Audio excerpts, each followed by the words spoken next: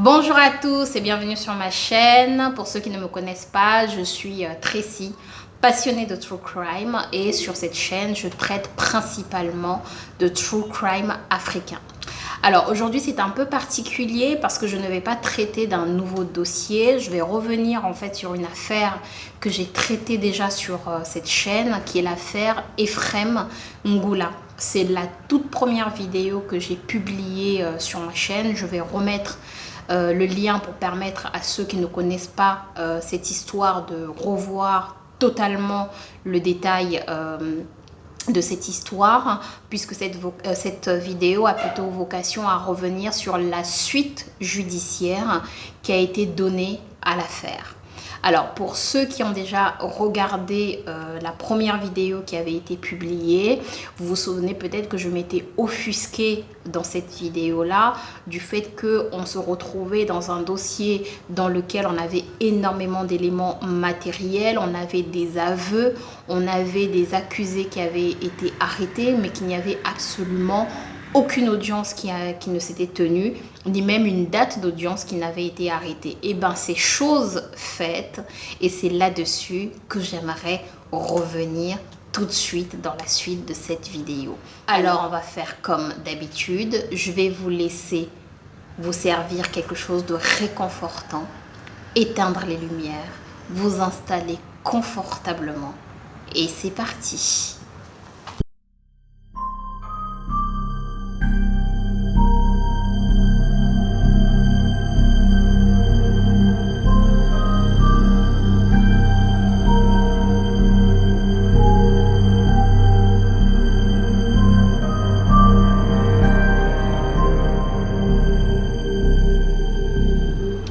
L'affaire Ephraim Ngula débute en novembre 2021.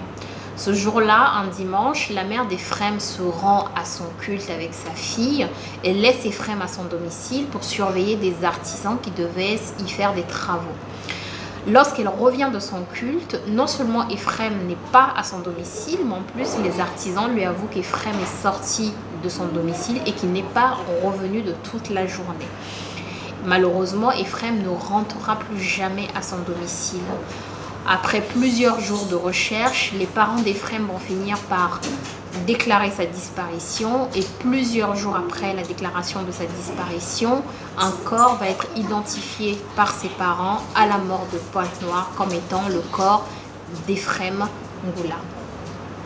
Après la découverte de ce corps, il va y avoir donc une veillée qui va être organisée, et juste la découverte du corps et cette veillée va réveiller quelque chose, non seulement à Pointe-Noire, mais au Congo et dans toute l'Afrique francophone, parce que ce jeune homme, Ephraim Ngula, était un petit peu connu sur les réseaux sociaux, et il est mort dans des circonstances particulièrement bizarres. Il faut savoir qu'Ephraim Ngula a été torturé et a particulièrement souffert avant son décès. Il sera finalement enterré en décembre, le 21 décembre plus exactement 2021. À la suite de son décès, 6 personnes vont être arrêtées.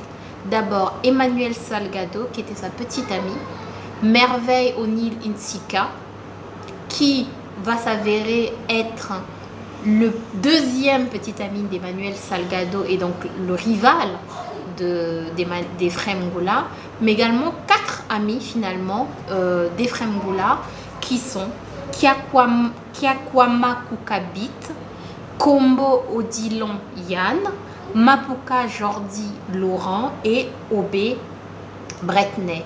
En fait, ce sont 4 amis très proches d'Ephraim qui, au moment de sa disparition, ont même publié sur leurs réseaux sociaux des messages où ils appelaient les gens à rechercher Ephraim et à leur transmettre toutes les informations qu'ils pourraient avoir. Ils sont arrêtés et ils passent aux aveux et ils sont mis en détention provisoire. Entre le moment où ils sont mis en détention provisoire et le moment où j'ai publié ma vidéo, il ne va pas se passer grand-chose, c'est-à-dire qu'ils sont en prison et il n'y a pas de date d'audience, il n'y a rien.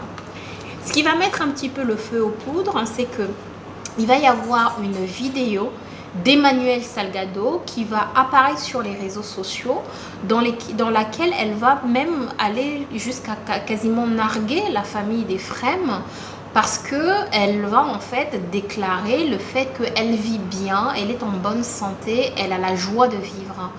Et ça, c'est quelque chose qui va réveiller quelque chose dans la population congolaise, parce qu'on a là une affaire dans laquelle vous avez une personne jeune qui est décédée, son cadavre a été retrouvé.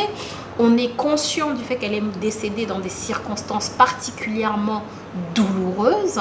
Il y a 6 personnes qui ont avoué le crime, qui ont avoué l'avoir tuée.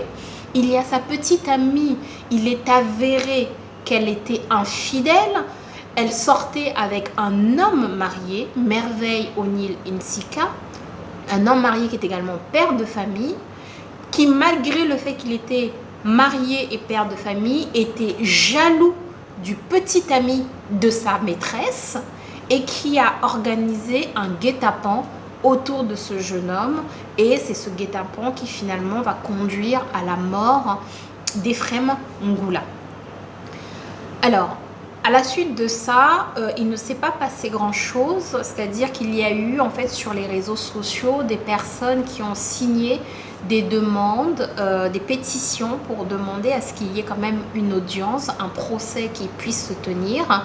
Et il y a eu un engouement également de personnalités congolaises, des stars d'internet, des instagrammeurs, etc., qui a fait que il y a eu en fait une organisation autour de, enfin une médiatisation plutôt dirais-je, autour de la mort d'Ephrem Ngula, qui à mon sens a été quand même très important dans le fait qu'un procès s'est tenu.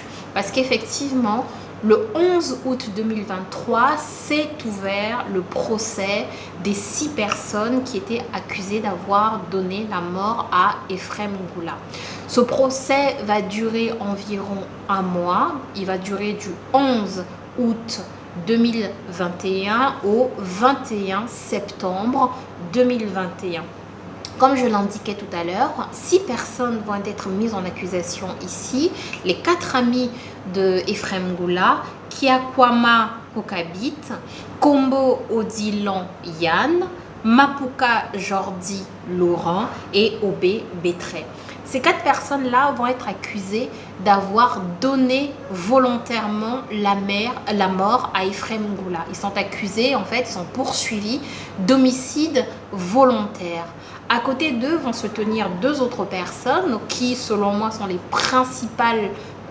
principaux acteurs de la mort d'Ephrem. Mais bon, il s'agit de Merveille O'Neill Nsika et de Emmanuel Salgado, sa petite amie.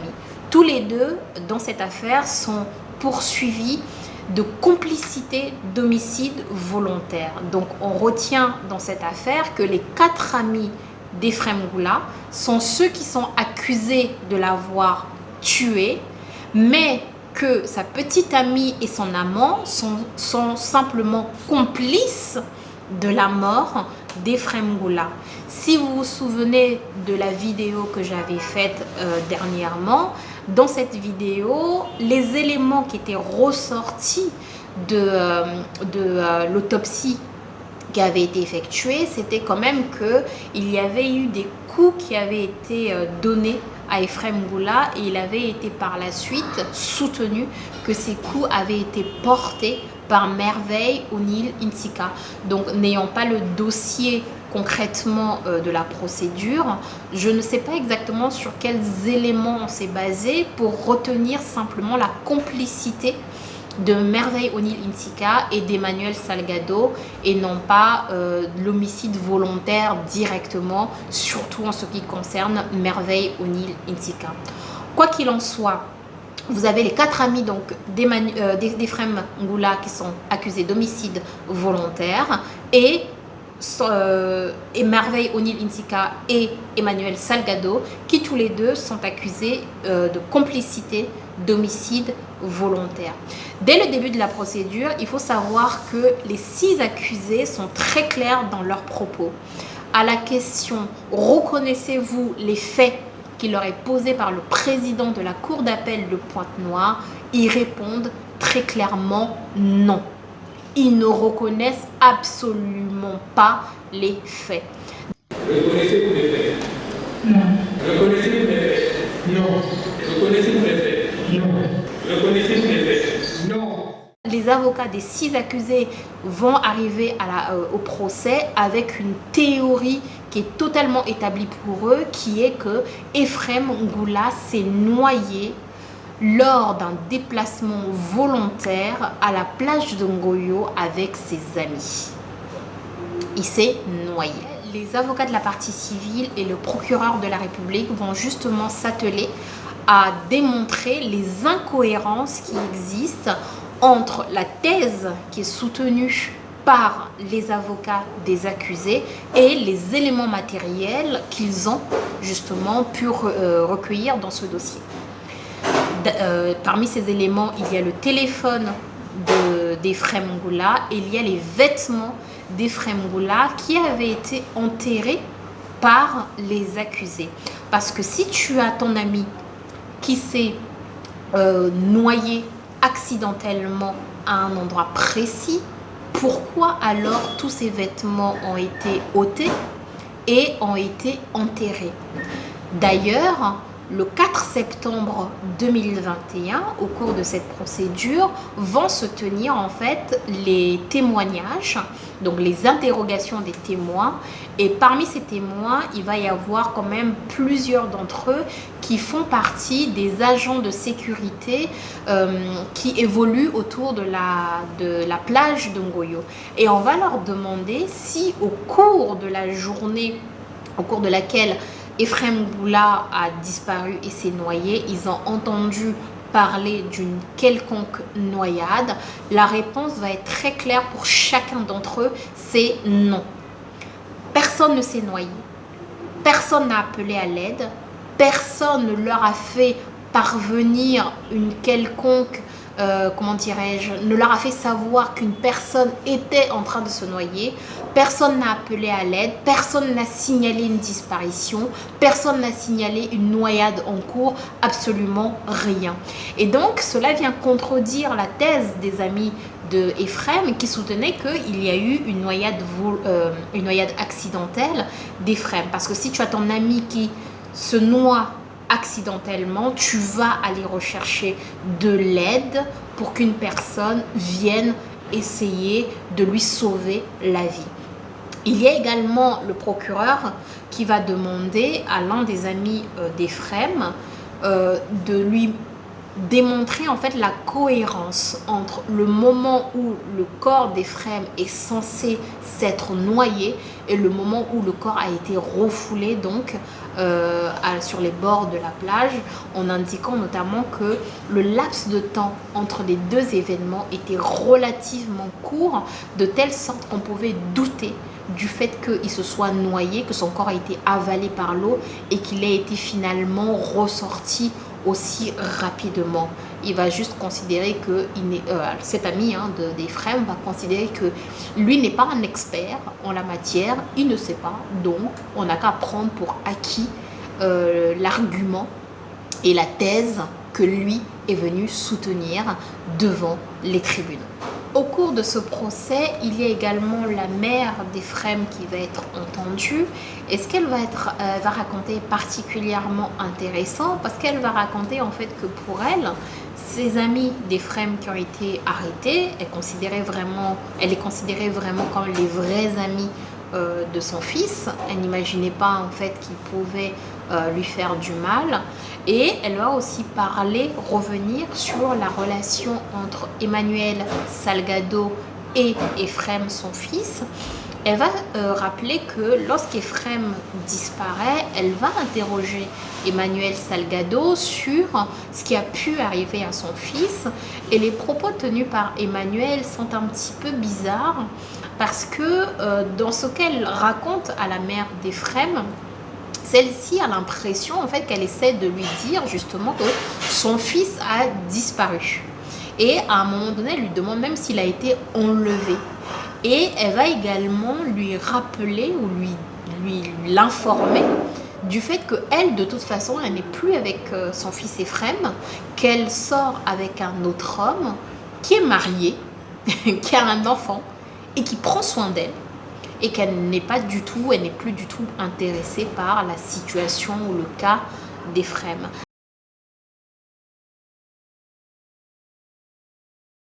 Quand la première fois que tu fasses sa connaissance, c'est à travers le coup de fil passé avec ta soeur, et quand elle a dit de vas-y chez toi.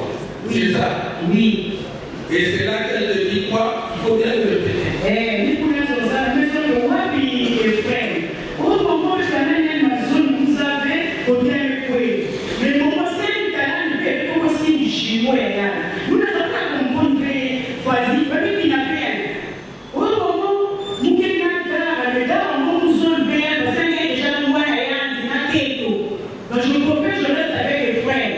Monsieur qui a quoi, ou bien monsieur au lieu de monsieur mon frère, va voilà, à quel problème monsieur, n'a monsieur vous l'avez fait. Dès que ça vient. Et ça va voilà, mon problème.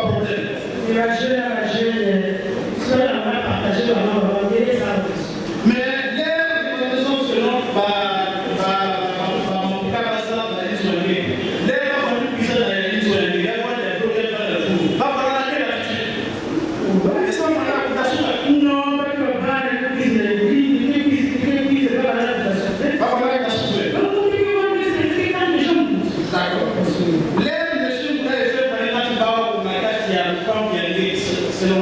est-ce que monsieur vous avez fait par exemple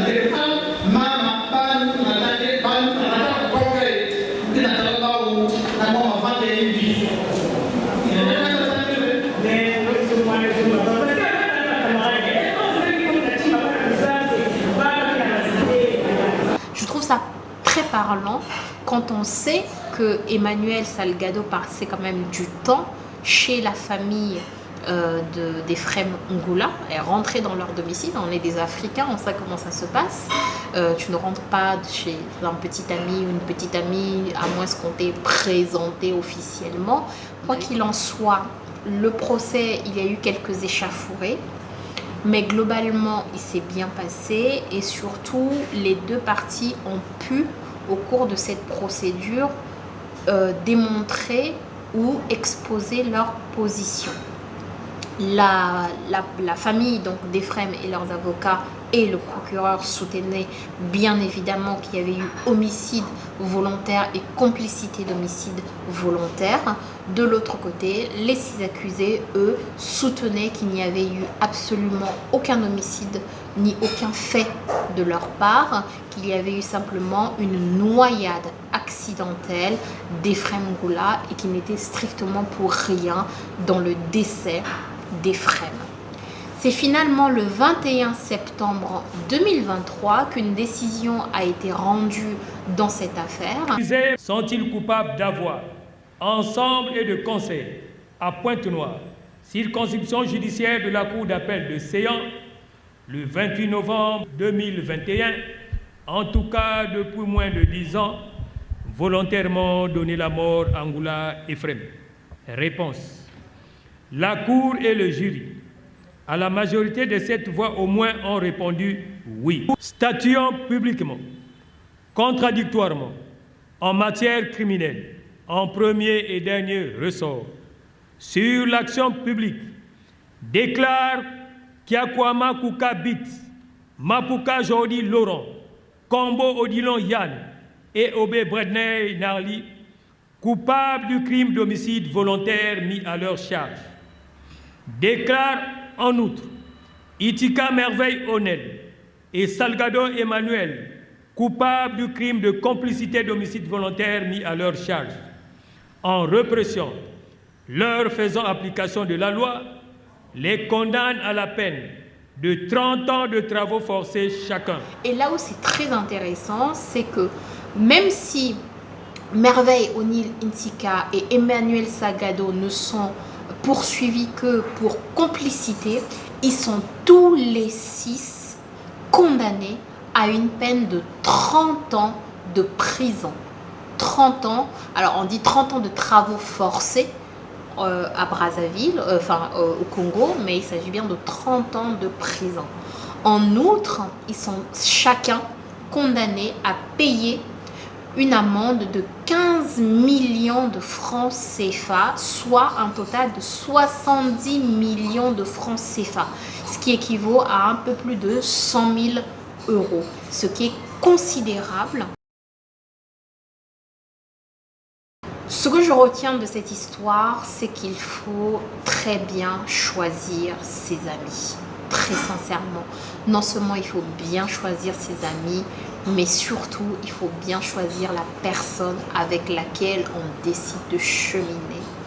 Dans cette affaire, il y a eu vraiment, je dirais, un red flag pour moi en ce qui concerne Emmanuelle Salgado. C'était le fait qu'elle contacte Ephrem Goula pour lui demander de se faire passer pour un ami quand son amant l'appellerait. Je pense que quand on se retrouve face à ce type de situation, il faut se poser la question de savoir si la personne qu'on a en face de soi est une personne qu'on a envie de fréquenter et si on a envie de rentrer dans ce type de jeu. Il faut également bien choisir ses amis parce que, comme je l'avais rappelé lors de ma première vidéo, plusieurs des amis d'Ephrem Goula, je parle notamment de Odilon Yann qui avait publié sur les réseaux sociaux le fait qu'ils étaient meurtris par la disparition d'Ephrem Goula, alors qu'ils étaient à l'origine non seulement de cette disparition mais également du décès d'Ephrem Goula. C'est très regrettable et vous avez là un jeune homme d'une vingtaine d'années à peine qui perd la vie aussi bêtement, et vous avez 7 vies qui sont totalement gâchées. Je rappellerai que Emmanuelle Salgado, au moment où les faits se sont déroulés, était une lycéenne. Les accusés dans cette procédure sont âgés de 19 à 33 ans. Celui qui a 30 ans étant Merveille O'Neill Insika, qui est un homme marié qui avait un enfant. J'ai dit qu'il y avait 7 vies gâchées, mais en fait je n'ai même pas compté la vie de son épouse ni la vie de son enfant qu'il a laissé à côté. Mais à côté de tout ça, je suis quand même très contente finalement de l'issue de ce dossier, parce que c'est l'un des rares dossiers finalement dans lequel on a une procédure, on a un procès qui est juste, qui est équitable, avec des condamnations qui sont à la hauteur de l'horreur qu'a subi la victime. Et je pense que dans ce dossier, l'une des choses qui a vraiment permis d'en arriver là et d'avoir une procédure aussi médiatisée, c'est justement tout le bruit que toute la population a pu faire autour de la mort d'Ephrem Goula et le fait que les gens se soient dit stop. Une personne qui a de l'argent ne va pas ici s'en sortir simplement grâce à sa fortune. Il y a un jeune homme qui a perdu la vie. Cet homme doit répondre de ses faits et ses complices doivent également répondre de leurs faits.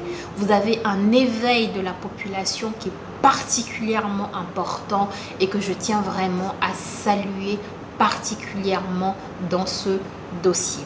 Voilà, j'en ai terminé. Je m'étais dit une vidéo pas trop longue, mais finalement il y a toujours tellement de choses à dire, tellement d'analyses à faire dans ce type d'affaires que finalement on ne fait que parler et on ne voit pas du tout le temps passer. J'aime rendre hommage aux victimes parce que finalement ce type de vidéos sont des vidéos dans lesquelles on rappelle qu'au-delà de l'horreur qui leur est arrivée, il y avait derrière cette affaire un être humain, un enfant, un fils.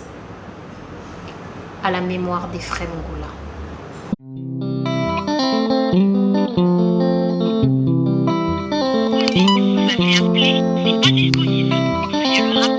Téléphone privé. Younger boy. 3S. Mister Josie à la prod.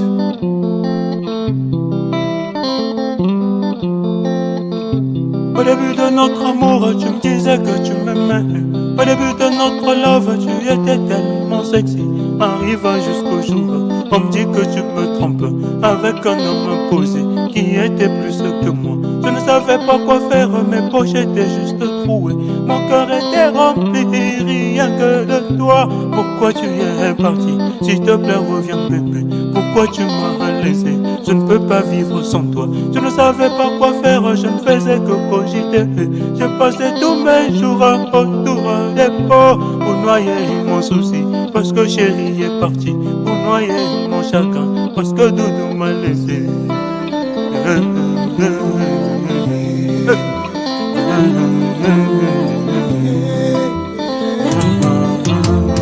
Qui a pu voler mon cœur, c'est cette fille. Qui a pu voler mon cœur, c'est cette fille. Qui a pu voler mon cœur, c'est cette fille. Je suis prisonnier, Tiani, de son amour. Tiani, je veux m'évader, Tiani, de son amour. Tiani, je suis prisonnier, Tiani, de son amour. Tiani, je veux m'évader, Tiani, de son amour. Qui a pu voler mon cœur, c'est cette fille. Qui a pu voler mon cœur, c'est cette fille. Je suis prisonnier, Tiani, de son amour. Tiani, je veux m'évader, Tiani, de son amour. Tu es la seule que je veux avoir à mes côtés, mon bébé. Sans toi, je ne perds mes mots, je deviens comme un guilaou. Quand je te vois, je suis débile, quand même tu le sais. Je suis tombé amoureux de ton nom, bavard de t'avoir vu. Anat Mahonga, Michel Colomb, mon bébé. Francesca Lou, tu reconnais donc ma boy. Benette Mahongo, le cœur de l'honorable. Vivien Mahongo, chantier prospérité. Rodman dit que tu sais, c'est donc ma boy de bonheur. Karine Chris, cool boy, tu reconnais nos négos.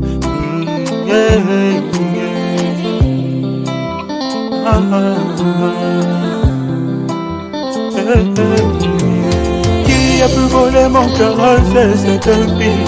Qui a pu voler mon cœur, c'est cette fille. Qui a pu voler mon cœur, je suis prisonnier, Tiani, de son amour. Tiani, je veux m'évader, Tiani, de son amour. Tiani, je suis prisonnier, Tiani, de son amour. Tiani, je veux m'évader, Tiani, de son amour. Tiani, je suis prisonnier, Tiani, de son amour. Le Messi de la rumba congolaise, Harley Jordan, Mister Jancy, toujours à la pro, Destin Maïnga. Au complexe scolaire Fernand Nathan, je salue Monsieur Ewa, Monsieur Bazo, Madame Nana, Madame Magali. Dongobo, Process, Fabusto, le boss suble canadien, ma voiture rébellée. Dongobo, Muriel Mahonga, la sœur de Benette Mahonga, la grande sœur de Anat Mahonga. Veut dire que Naza déjà n'a Kati, Nazo Mela, 3S Studio. Qui a pu voler mon cœur, c'est cette fille. Qui a pu voler mon cœur, c'est cette fille. Qui a pu voler mon cœur, je suis prisonnier, Tiani, de son amour. Tiani. 3S, Super Show Studio, j'en finis.